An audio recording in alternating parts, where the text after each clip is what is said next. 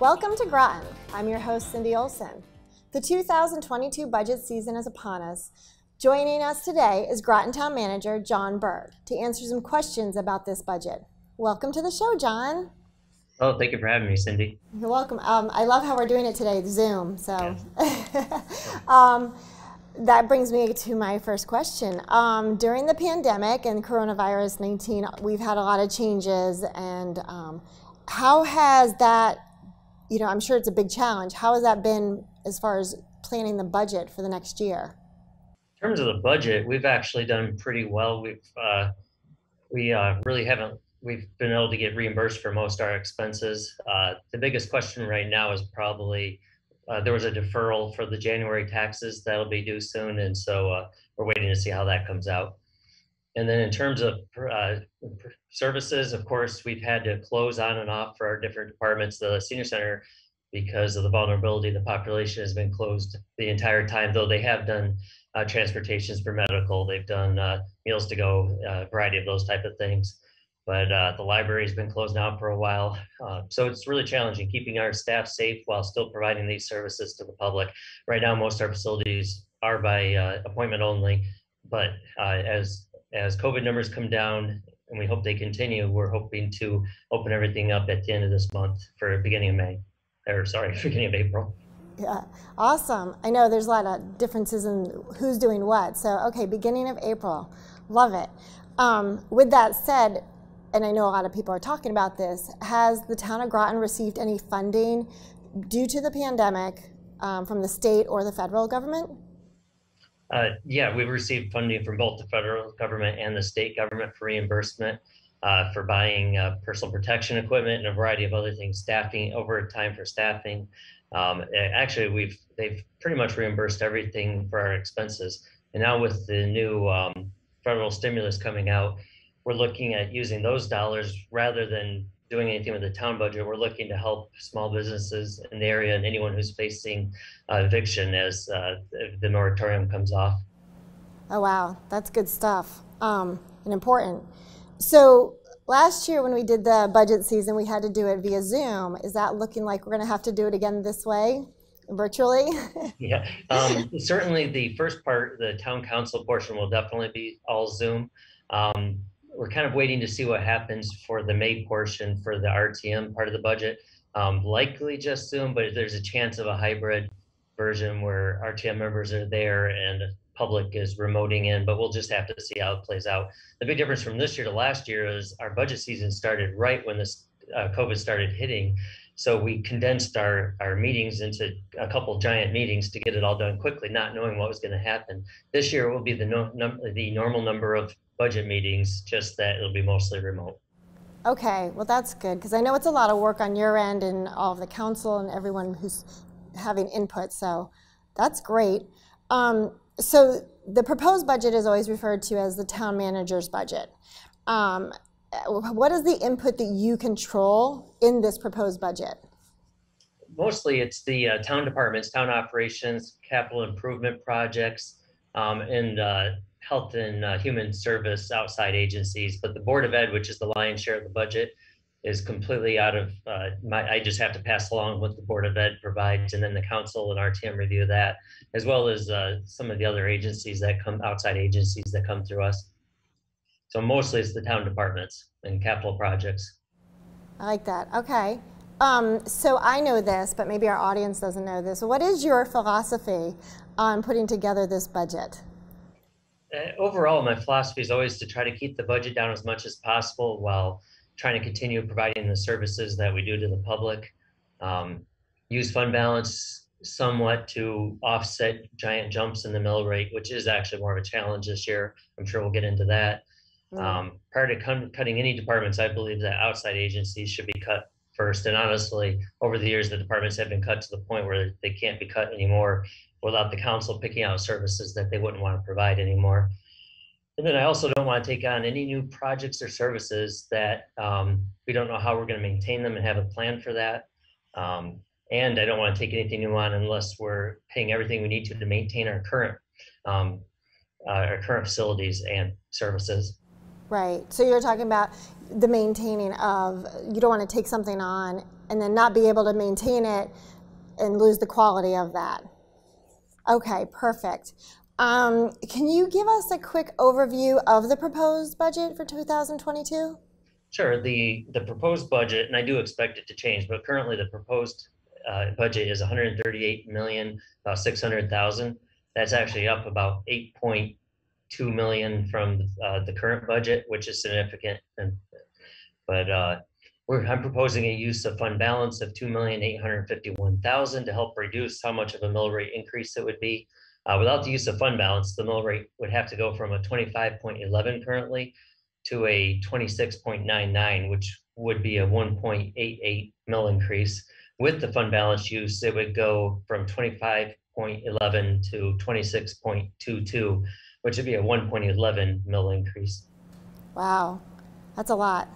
You guys have to figure that all out. Yeah, and part of what plays into that is we cut things back pretty drastically going into COVID last year for this current budget. So we took out every capital project we could. We gutted the budget to just in case, not knowing what was going to happen this year. Okay. And now you have to jump it back up and get things back into it. Right, that was going to be my next question. I'm kind of jumping ahead on you, but so are you now putting those capital projects back into the budget? Yes, we've got the capital projects back in there. Typically, we do about 2 million in capital projects. It's up about 3.8 million from last year because we only did 500 and something thousand worth of projects. However, one of the big things that's hit us this year is in the past, the recent past, the town had bonded to pay for road projects. Well, that bonding's running out. We only have about 400,000 left in the bonds, which will be used up this coming year.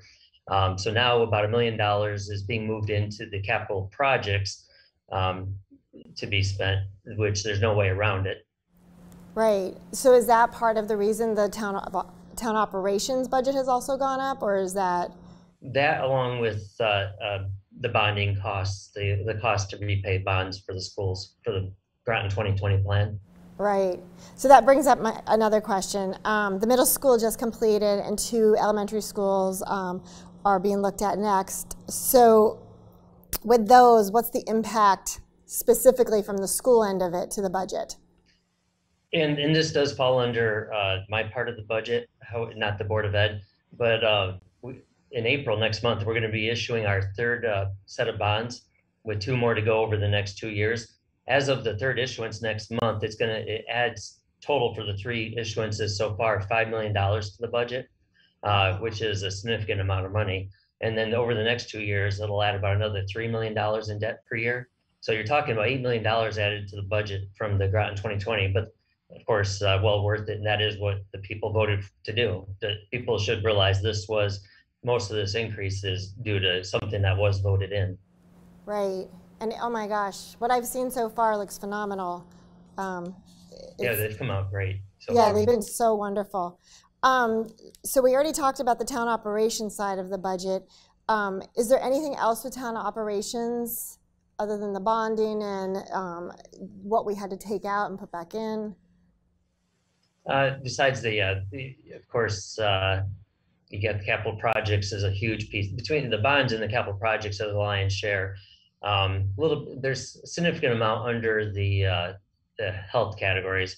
And then we are looking for a couple new positions. The police department, of course, is police departments, especially ours, want to learn how we can do things better. I think we have the best police department around, but we're always want to improve.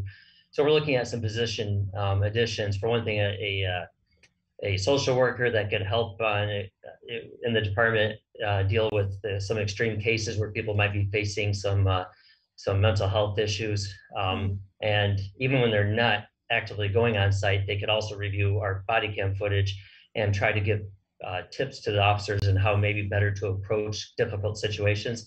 And then we're also looking for a community police, another community police officer position that can get out and work with the public more. As well as we're in the planning department, we're looking at a climate resilience manager position to deal with climate change, to do what we can locally, planning for climate change, sea level rise, as you know, we're very, very vulnerable to that. We're going to see in the Right. next 30 years some significant pieces of Groton that could potentially be underwater. So we have to plan for that. There's different options that can be taken, but now's the time to look at it. Wow, that's a lot. So that sounds great, having a social worker position at the police and to give the feedback and the necessary support. So I love that. And yeah, Groton disappearing, we don't like that. With that thought, we're going to take a quick break. And John, if you'll stand by, we'll come back real soon and finish talking. Okay. Okay, thanks. We'll be right back.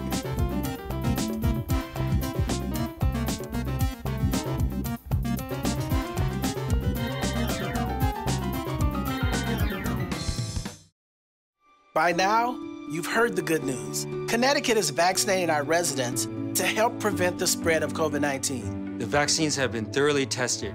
They're safe and they're saving lives. We're now vaccinating our highest risk residents, but that's just the start. Vacunarse le protege a usted, a sus seres queridos y a nuestra comunidad. Getting vaccinated is how we get back to normal. Keep checking this website to see when, where, and how you can get vaccinated.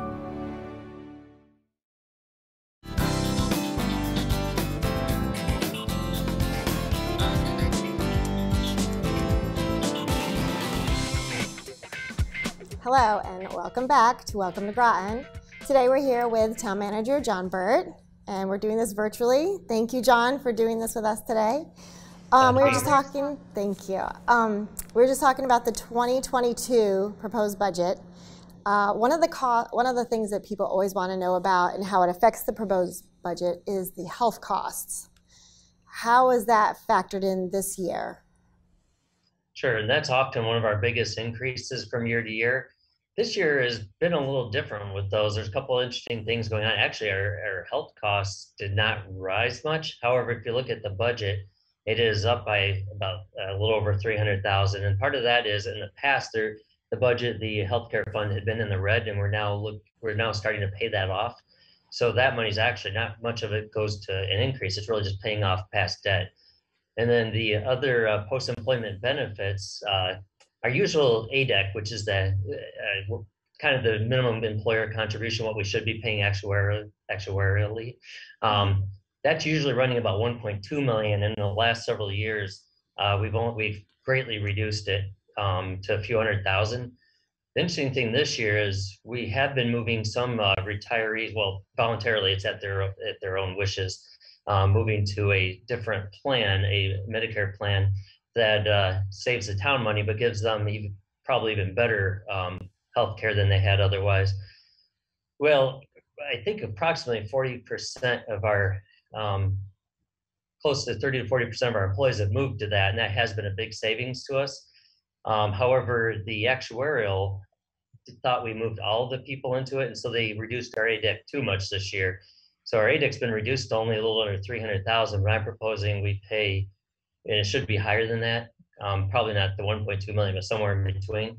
So I'm proposing we put in 500,000 this year, and I am expecting it to come up again next year, but it won't go back to what it was before. Okay, that's a lot of good stuff. So, wow, always a big factor in the budget. How much of the fund balance are you trying to offset due to budget increases? 2,851,000. Where that comes from is we typically spend about $2 million a year for capital projects. So if you took out the roads that are being added this year, which is approximately $1 million, our CIP budget is about 1.351 million over. So I'm taking, which are good projects and they're things I like to see done, but I'm taking that 1.351 and adding on another 1.5 million just to help level out the increase.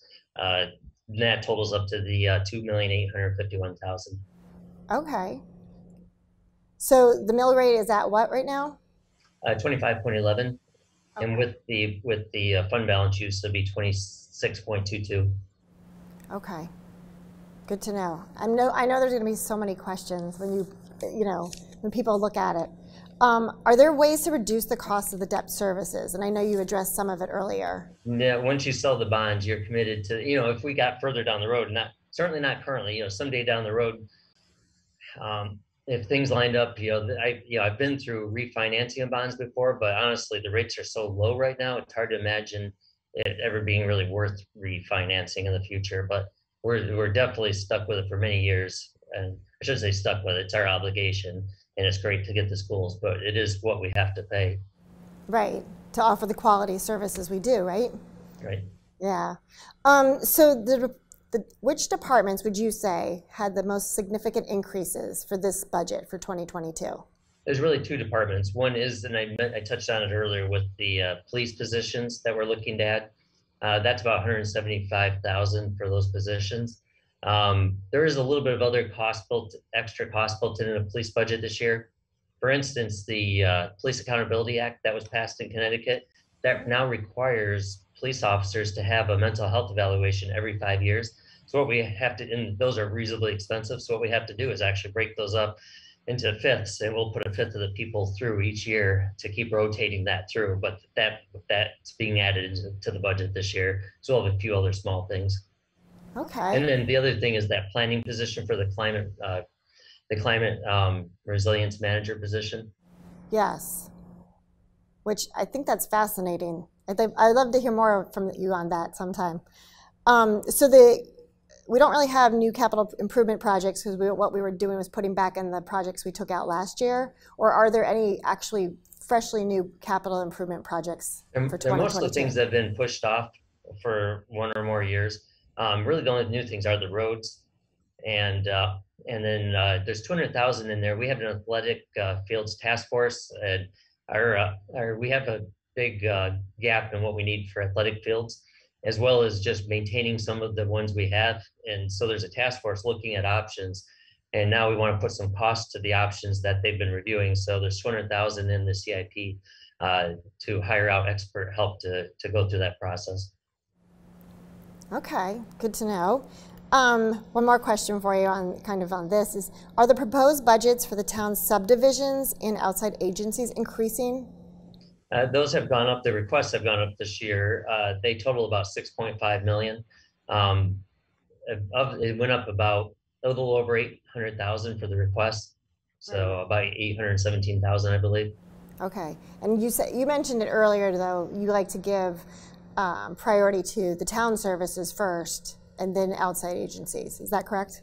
That's correct. However, as you may or may not know, there are state acts that cover those subdivisions and our responsibilities to pay for certain things, including roads, that type of thing. So there are some things that are required. For instance, we're actually required for Ledgelight to pay a certain amount based on a formula. So there's some things that are required and some things that are optional. Man. Now, there are some things, yes, some of the budget for the subdivisions can be and have been reduced by the council, but it's not like you could just cut them out. Right.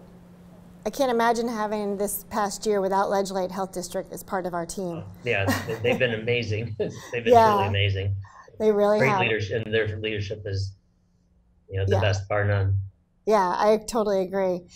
So how much state funding and federal funding are you anticipating for 2022? It's about 34.7 million that we're expecting. That's about 25% of our budget. About 70% of our budget is property taxes. So there's some other small categories for the last 5%. Nice. So I noticed, and probably a lot of our viewers have noticed that last time we chatted, we talked a lot about the growth that the planning department has created for us in Groton. How can we see that coming back to the town? We've got a lot of projects ongoing right now. Of course, we all know there's a lot of residential projects going, mostly with our old schools. And one thing to mention, I know me and the staff and others discussed prior to all this success that we're going to have so much success that people are going to get nervous. So I think that's a little bit of that's going on right now. All the housing is needed. However, when studies were done for the EV expansion, they took into account what we were expecting from these projects. So they are counted into our needs locally. Not that it's just going to be electric boat usage. For instance, assuming if something goes for the Mystic Education Center, I expect we're going to have a variety of people from their whole region living there. 80% of the people that work in Groton actually live outside of Groton. We'll see some of them, a variety of people move in there, as well as there's been quite an exodus from New York up this way. So I expect that'll happen with those apartments too. But we also there's a few commercial projects going on now too, but everything's, the way things are lining up, they're kind of bunched together. It's going to take, I'm guessing, about 2 years before things really start coming online. So that's part of my thought process on fund balance, is trying to kind of level that increase out for 2 years and minimize it so that we give some chances for that revenue to catch up. Yeah, to have it kick back in. There's lots of great things happening. So you just gave us a whole slew of information, and I love it all. Where can our residents, our viewers, check out the proposed budget? Right on our website at the groton-ct.gov. And if you have any trouble finding it, it's under reports under the finance department. You can there's a search box. You can just type in 2022 proposed budget, and it should come right up. Okay, great. And then when is your public hearing, town budget public hearing? It's going to be Thursday, March 25th at 7 p.m.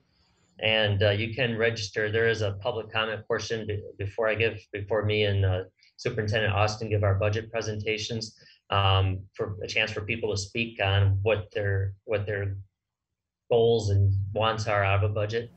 Okay. So I encourage people to participate. And if they have questions just in general beforehand, who do they call? I would call the finance department. We have several people there involved in the budget.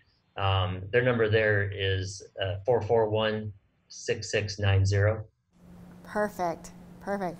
John, you just covered so much. Look at that. Yeah, there's a lot going on, yes. There is a lot going on, but it's all great stuff, and especially during a pandemic, everybody's done a wonderful job, and Groton, I think, is just growing more and more. So well done to you and your team. Thank you very much, and thank you for talking with us today. My pleasure. Thank you, and stay tuned. And John, I hope we have you back soon. I'd love to hear more about the planning. Thank you. I'd love to be back. Okay. Thank you.